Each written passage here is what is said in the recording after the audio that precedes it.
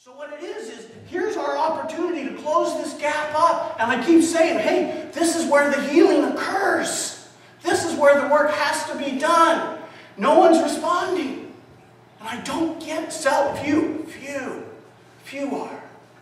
And at times, I feel like my mother must have felt, as you've heard me tell the story, from being a yoga teacher from 1960 to 85, she must have felt crazy that she was talking a different language.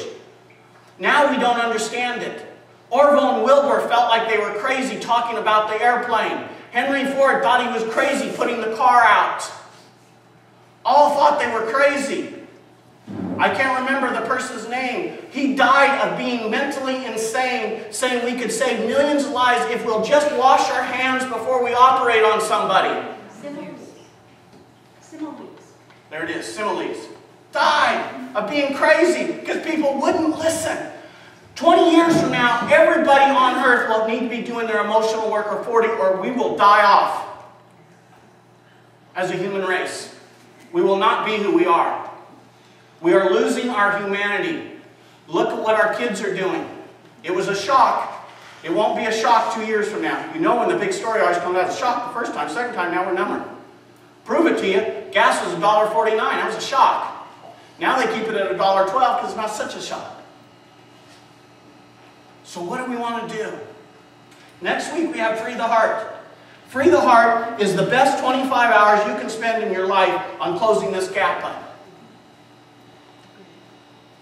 And when we're connected with this, why? Is then when you sit here and now you meditate, you can turn within and you're not anxious and stressed. You're not worried, you're not disconnected. You can turn within, and when you're driving down the road and somebody gives you the finger, you're happy. I don't know what the good answer is, that's just what came to my mind. That's God's sense of humor as it filters through me and comes out David's mouth, okay? When we're here in this space, then when we do our yoga practice, God, does it feel good. Then when we feed this, we feed it in a powerful, reflective, healthy way. We balance our time in front of the computer with time connecting with our family and friends. Things shift. This is courageous. This is the valley of the shadow of death. This is our shadow. This is our darkness. This is the dark night of the soul. And we all have one. There is not, I can say this to 99.999% of the congregations or people in the world and be right. There's not one of us that has completely healed every little thing. And I'll say that to the Dalai Lama. The Dalai Lama's never raised a child or fathered or know what it's like at the end of the month not to be able to pay his rent. Is he an enlightened being? Absolutely. But there's work. Mother Teresa, everyone thought she was a saint until we saw her diaries. She struggled with this shadow. We all do. It's called being human. And as long as we're human, we're going to have this gap at times. And our opportunity is always to close it up. And it's understanding that we have needs. And so our needs, I handed a sheet with you because I just thought, wow, it's just so good to have the needs right there in front of you. This is what this child has in a teenage, young adult form. And there's probably 500 more to add to it. Well, I'll just cover them really fast. Love. Greater or more specific expression of it.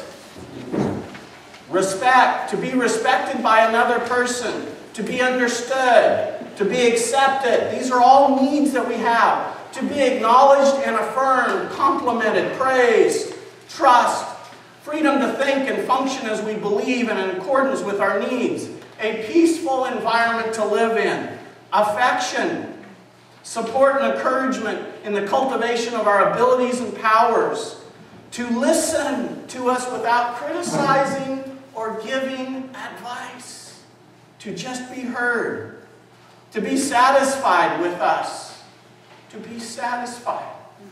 I never felt like my dad was satisfied with me. How many people in your life have you felt they were completely satisfied with you?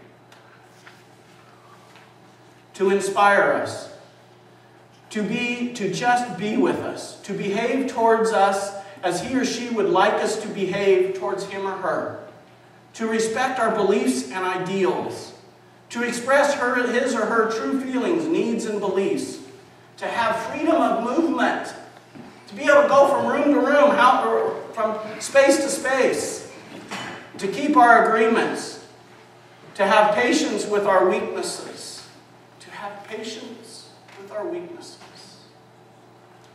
to support us during difficult moments, to express gratitude for all that we offer him or her, to acknowledge our positive qualities, to be able to be alone when we do not feel well or when we have the need, to get out more often, for more rest, for more help in the chores around the house, for greater attention when we speak, to do more things together, for greater responsibility on his or her part, to be on time, for more help and cooperation in keeping order and cleanliness, to be able to behave and relax as we like in our home, and to take care of him or herself. Those are some of the basic needs we all have. Those are the needs, many of them we had when we came into this world. They haven't changed, they haven't gone away. It's natural to have those. It's natural. What's unnatural is not to have them met continuously. That's what's not natural. So what I learned early on was to sacrifice. To sacrifice of self. That if I could do it well enough, I would get another's love, which was my dad.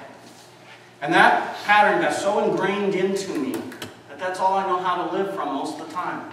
And I've become conscious of it now because of the birth of my child.